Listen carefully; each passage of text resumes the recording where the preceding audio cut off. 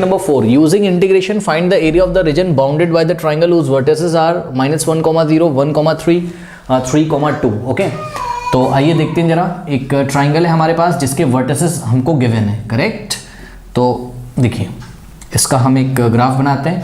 ये 1 है, यहाँ 2 है और यहाँ कहीं 3 है। इसी तरीके से ये -1 और ये -2 और यहाँ कहीं पर हमारे पास -3 है। ठीक है, लिख देता हूँ मैं 1, 2, 3 और -1, -2, -3। ओके, इसी तरीके से y एक्सिस पे 1 और 2 और यहाँ कहीं होगा 3 आपके पास। तो 1, 2, 3 और नेगेटिव y एक्सिस में तो हमें शायद केवल कोई ऐसी ज़रूरत नहीं है, -1, -2 तक कर लेते हैं, इनफ है। ठीक है, अब ये पॉइंट जो है इसका नाम आपने पॉइंट A रखा, ये पॉइंट B है आपका और ये पॉइंट C है। चलिए प्लॉट करते हैं। -1,0 तो -1,0 यहाँ पे x एक्सिस में आएगा। ठीक है, तो ये वाला पॉइंट क्या है आपका -1,0, इसका नाम है पॉइंट A।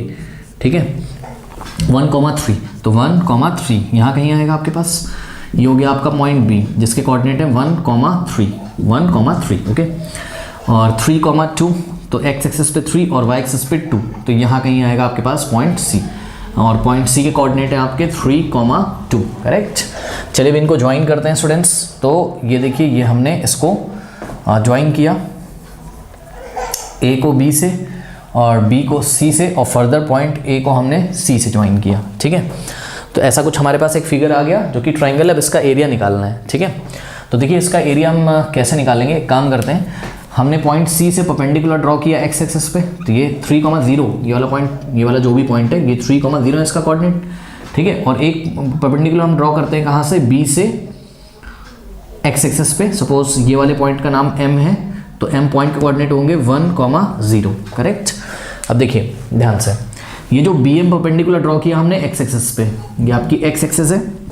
ठीक है, तो ये जो BM परपेंडिकुलर है ये ट्राइंगल ABC के साइड AC को सपोज पॉइंट N पे मीट करता है। ठीक है, अब देखिए यहाँ पर क्लियरली आप बोल सकते हैं सॉल्यूशन में कि भाई आपका जो एरिया ऑफ ट्राइंगल ABC है वो आपको कैसे मिलेगा। ट्राइंगल ABC का एरिया कैसे मिलेगा, area of triangle ABN plus area of triangle BCN, ऐसे मिल जाएगा। ठीक है, एरिया ऑफ ट्राइंगल ABN और plus area of triangle BCN या BNC, आप कुछ भी बोल सकते हो, एरिया ऑफ ट्राइंगल BCN। ठीक है, तो ये चीज़ है। अब ध्यान से चेक करिए जरा। सबसे पहले आप ट्राइंगल ABN का एरिया निकालिए, ABN का, और फिर ट्राइंगल BCN का एरिया निकालिए, दोनों को ऐड कर दीजिए तो ट्राइंगल ABC का एरिया आ जाएगा। बट उसके पहले आप अगर ट्राइंगल ABN का एरिया निकालने वाले होंगे या आप ट्राइंगल BCN का एरिया निकालने वाले होंगे तो आपको यहाँ पर कर्व की इक्वेशन चाहिए। कर्व मतलब ये जो ट्राइंगल के साइड है AB, BC और AC की इक्वेशंस चाहिए होती है, जैसा कि हमने आपको एग्जांपल में बताया था। ठीक है, तो सबसे पहले हम निकालने जा रहे हैं लाइन AB की इक्वेशन। ठीक है, तो ये देखिए AB की इक्वेशन निकालूंगा। ये रहा पॉइंट A और ये रहा point B। Correct, point A के कोऑर्डिनेट है आपके -1,0 और पॉइंट B के कोऑर्डिनेट है आपके 1,3। अब देखिए दो पॉइंट से पास होने वाली लाइन की इक्वेशन क्या होती है, फॉर्मूला होता है y - y1 = y2 - y1 upon x2 - x1 in the bracket x - x1। ठीक है, तो ये आपका पॉइंट हो गया x1, y1 और ये हो गया आपका क्या x2, y2, x2, y2। तो लगा दीजिए, लाइन AB की इक्वेशन आ जाएगी y - y1 यानी कि y - y1 कितना है आपका 0 है।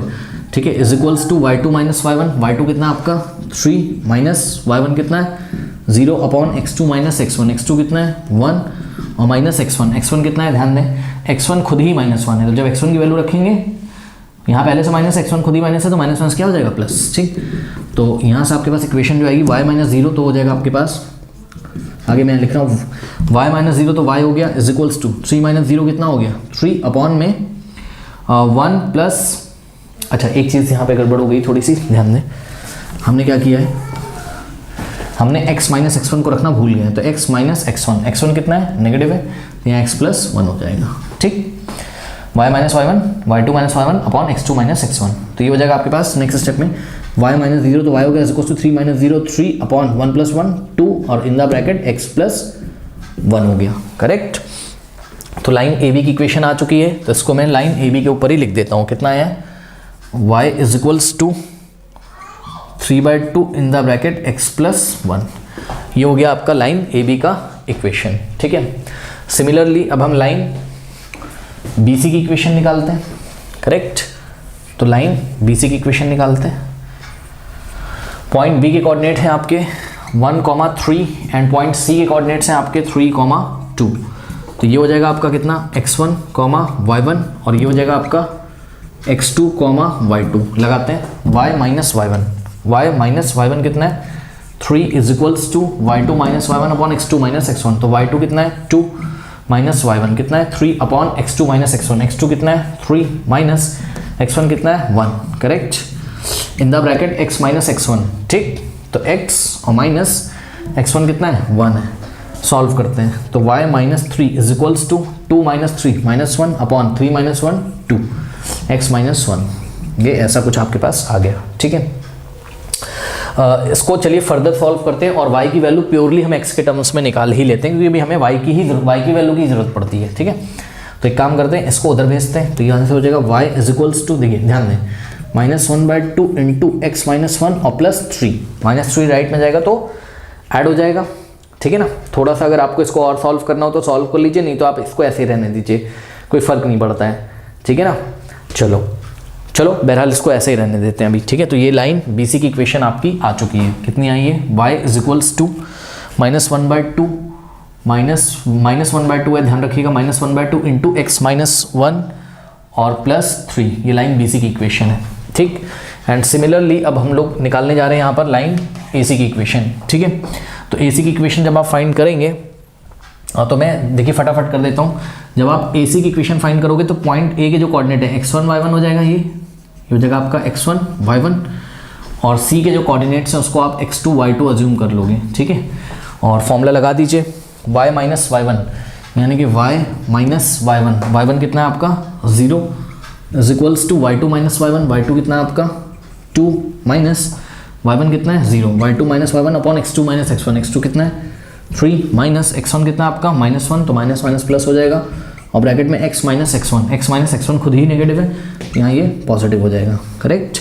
y माइनस 0 y होता है इज इक्वल्स टू 2 माइनस 0 2, नीचे 3 प्लस 1 कितना होता है 4 इन द ब्रैकेट x प्लस 1। अब 2 1 और 2 2 यानी कि आपके पास 2 1 2 2 तो y is equals to 1/2 in the bracket x plus 1 आ जाएगा, ठीक है। तो ये लाइन ए सी की इक्वेशन है, तो मैं यहाँ ए सी पे लिख देता हूँ, यहाँ लिख देता हूँ, ठीक है। कितना है y is equals to 1/2 x plus 1। ये लाइन ए सी की इक्वेशन आपकी आ गई, ठीक है ना। तो इतना पहले कॉपी करिए, फिर मैं आपको आगे बताता हूँ। कॉपी कर लीजिए। नाउ स्टूडेंट्स पहले निकालते हैं ट्राइंगल ए बी एन का एरिया, ठीक है। तो area of triangle A B N, अब ध्यान दें, ट्राइंगल ए बी एन का एरिया निकालने के लिए आपको एक वर्टिकल स्ट्रिप बनानी होगी, ठीक है। तो ये हमने एक वर्टिकल स्ट्रिप बनाई और वर्टिकल स्ट्रिप का टॉप पॉइंट P और बॉटम वाला पॉइंट Q, क्योंकि ये वर्टिकल स्ट्रिप है इसलिए इसकी जो लेंथ होगी वो कितनी हो जाएगी y1 माइनस y2। भाई पॉइंट P के कोऑर्डिनेट को आप क्या अज्यूम करोगे x1, y1 और पॉइंट Q के कोऑर्डिनेट हैं अगर आपके x2, y2, ठीक है। x2 ना होके x1 ही लिखेंगे बिकॉज वर्टिकल स्ट्रिप में पॉइंट P और Q के x कोऑर्डिनेट क्या होते हैं, सेम होते हैं, ठीक है ना। तो अब जिनको नहीं आता है एक बार देख लें, मैं आपको बता देता हूँ ऐसा मैंने क्यों किया है। क्योंकि देखो ये वर्टिकल स्ट्रिप के पॉइंट Q तक पहुँचने के लिए आप ये ओरिजिन ना आपका, तो 0,0 से आप कैसे चलोगे x1 y2 और P तक कैसे पहुँचोगे x1 y1। तो ये पूरी लेंथ हो गई y1 और ये x एक्सिस से Q तक की डिस्टेंस हो गई y2, तो PQ कितना बचेगा y1 माइनस y2, ठीक है। तो ये लेंथ हो गई स्ट्रिप की आपकी y1 माइनस y2 और वर्टिकल स्ट्रिप है यहाँ पर, तो इसकी विड्थ कितनी हो जाएगी dx, ठीक है। तो रेक्टेंगुलर स्ट्रिप का एरिया हो जाएगा y1 minus y2 into dx और पूरा ट्राइंगल का एरिया निकालने के लिए ए बी एन का एरिया निकालने के लिए हमको इस स्ट्रिप के एरिया को इंटीग्रेट करना पड़ेगा with in the limits. Limit कहाँ से चेक करेंगे, ऑपरेटर क्या है dx। तो हमें ये देखना होगा कि जो स्ट्रिप है इसका टॉप वाला पॉइंट चेक कर लो चाहे बॉटम वाला पॉइंट चेक कर लो, ठीक है। तो टॉप वाला पॉइंट जब ट्राइंगल ए बी एन का एरिया निकाल रहे होंगे तो टॉप वाला पॉइंट जब स्ट्रिप लेफ्ट से राइट चलेगी तो टॉप वाला पॉइंट ए से कहाँ तक मूव करेगा, बी तक। तो पॉइंट ए का एक्स कोऑर्डिनेट कितना है -1, ठीक, और पॉइंट बी का एक्स कोऑर्डिनेट कितना है 1, ठीक है। अब ये y1 कहाँ लाई कर रहा है, ध्यान से चेक करिए। पॉइंट पी का coordinate x1, point P coordinate x1 y1, y1 कहाँ लाई कर रहा है, लाइन ए बी पे, यानी कि y1 कहाँ लाई कर रहा है, लाइन ए बी पर, और y2 कहाँ लाई कर रहा है, ध्यान से चेक करिएगा स्टूडेंट्स, पॉइंट क्यू के कोऑर्डिनेट है x1 y2 कहाँ लाई कर रहा है, लाइन ए सी पे, यानी कि y2 को हम लोग कहाँ से निकालेंगे, लाइन ए सी से। ठीक, चलिए ये हो गया -1 to 1। अब देखिए y1 लाइन ए बी पे लाई कर रहा है, इसलिए लाइन ए बी की इक्वेशन क्या थी, लाइन ए बी की इक्वेशन आपने लिखी थी y = 3/2x+1, तो y1 की जगह हम क्या रखेंगे 3/2x+1। ओके, तो y1 की जगह हम क्या रखेंगे 3/2 इन द ब्रैकेट x+1, करेक्ट। फिर -y2 ए सी पे लाई कर रहा है, तो ये रहा आपका ए सी का इक्वेशन y = 1/2x+1, तो y2 की जगह हम क्या रखेंगे 1/2x+1, करेक्ट। ये बस अब इसको इंटीग्रेट कर दीजिए, आपका आंसर आ जाएगा। ठीक है, बट उसके पहले थोड़ा सा इसको सिंप्लीफाई कर लेते हैं। -1 to 1, अब ध्यान दें यहाँ पे देखिए, यहाँ पे भी 2 है, यहाँ पे भी 2 है, तो 2 और 2 का एलसीएम 2 आ जाएगा, और लाइक टर्म्स हैं तो 3 इन द ब्रैकेट x+1 और -1 इन द ब्रैकेट x+1, ऐसा ही हो जाएगा। ठीक है, तो 3 - 1 कितना होता है 2 हो जाएगा। भाई चेक करो ना, अगर यहाँ सोचो ना 3x - x होता, -1x होता तो 2x आता, x या x+1 है तो 3 इन the bracket x+1 -1 times x+1 क्या हो जाएगा 2 टाइम्स x+1, तो ये हो जाएगा आपका -1 to 1 2 times in the bracket x+1 upon में 2 dx। ये 2 से 2 आपका कैंसिल हो गया, अब ये बहुत ही सिंपल हो गया, तो ये हो जाएगा इंटीग्रल -1 to 1 x+1 dx = 2। अब देखो x का इंटीग्रेशन क्या होता है x²/2 और 1 का इंटीग्रेशन x होता है। ठीक है, और लिमिट है हमारी -1 to 1। अब upper limit minus lower limit, तो इस फंक्शन में जहाँ जहाँ x है हम क्या रख देंगे 1, तो 1 का स्क्वायर 1/2 और प्लस x की जगह 1, तो ये हो गया अपर लिमिट। फिर माइनस लोअर लिमिट, जहाँ जहाँ x है -1 रखें, -1 का स्क्वायर 1/2 और x की जगह -1 रखोगे तो यहाँ प्लस की जगह माइनस हो जाएगा, तो -1। ठीक है, ओके, तो ये हो गया था अपर लिमिट, फिर माइनस लगाना चाहिए था, माइनस लोअर लिमिट। ठीक है, अब देखो 1/2 + 1 3/2 हो जाएगा, और माइनस इन द ब्रैकेट, अब ध्यान दें स्टूडेंट्स 1/2 - 1 -1/2 होता है, तो -1/2 हो जाएगा। ठीक है, यहाँ सॉल्व कर रहा हूँ 3/2 और देखो minus minus plus plus 1/2, denominator same है तो 2 आ जाएगा, ऊपर 3 + 1 4 4 1 4 4 2 जा, तो 2 स्क्वायर यूनिट्स। ठीक है, तो यहाँ पे मैं नोट कर दे रहा हूँ ट्राइंगल ABN का जो एरिया है वो कितना आ गया 2 स्क्वायर यूनिट्स। ठीक है, अब फर्दर निकालते हैं ट्राइंगल BCN का एरिया, पहले इतना नोट कर लीजिए students, area of triangle BCN, तो एरिया ऑफ ट्राइंगल BCN। ठीक है, तो BCN का एरिया निकालने के लिए ध्यान से चेक करिए, BCN का एरिया निकालने के लिए एक वर्टिकल स्ट्रिप ड्रॉ करेंगे यहाँ पर, और वर्टिकल स्ट्रिप का टॉप वाला पॉइंट R और बॉटम वाला पॉइंट S। ठीक है, सिमिलरली जैसा भी हमने PQ के लिए किया था सब कुछ वैसा ही रहेगा। यहाँ पर पॉइंट R के जो कोऑर्डिनेट्स होंगे वो x1 y1 और पॉइंट S के कोऑर्डिनेट x2 y2। अब आपको थोड़ा अजीब ये लग रहा होगा x1 y2, क्योंकि वर्टिकल स्ट्रिप है तो x कोऑर्डिनेट पॉइंट R और S के x कोऑर्डिनेट क्या होंगे सेम। अब आपको थोड़ा अजीब लग रहा होगा कि भाई पॉइंट P और Q के भी x1 y2 अज्यूम कर लिए मैंने, पॉइंट R और S के हाँ यही कर रहा हूँ, आपको नाम चेंज करना हो तो उससे कोई फर्क नहीं पड़ता है। ठीक है, ओके, तो आपको मैंने आप ये x3 y3 कर लीजिए, ठीक, और यहाँ पर x3 y4 कर लीजिए, तो इसकी लेंथ कितनी आ जाएगी y3 - y4। ठीक है, उससे फर्क नहीं पड़ता है। ठीक है, तो रेक्टेंगुलर स्ट्रिप का एरिया आ जाएगा y1 - y2, क्योंकि रेक्टेंगुलर स्ट्रिप की जो लेंथ है y1 - y2, वर्टिकल स्ट्रिप है तो विड्थ हो जाएगी इसकी dx। ठीक है, और अगर हमको इस ट्राइंगल BCN का एरिया निकालना है तो इस स्ट्रिप को हमें लेफ्ट से राइट मूव कराना पड़ेगा। ठीक है ना, ये टॉप वाला पॉइंट R से, ये वाला टॉप वाला पॉइंट जो R है वो पॉइंट B से C तक मूव करेगा, और जो बॉटम पॉइंट है S वो N से C तक मूव करेगा। ध्यान से चेक करिए, पॉइंट R जो है टॉप वाला पॉइंट, उसके लिए फंक्शन की डेफिनेशन ब्रेक नहीं हुई, यानी कि पॉइंट R लगातार लाइन BC पे चलता जाएगा और पॉइंट S लगातार लाइन NC पे चलता जाएगा। बात समझ में आई कि नहीं? ठीक है, तो इंटीग्रेट करना है हमको, पॉइंट R को ही देख लेते हैं। चलिए, पॉइंट R B से C के बीच में रन करेगा, ऑपरेटर dx है, इसलिए लिमिट हम लेंगे किससे, पॉइंट B के x कोऑर्डिनेट से, दैट इज 1।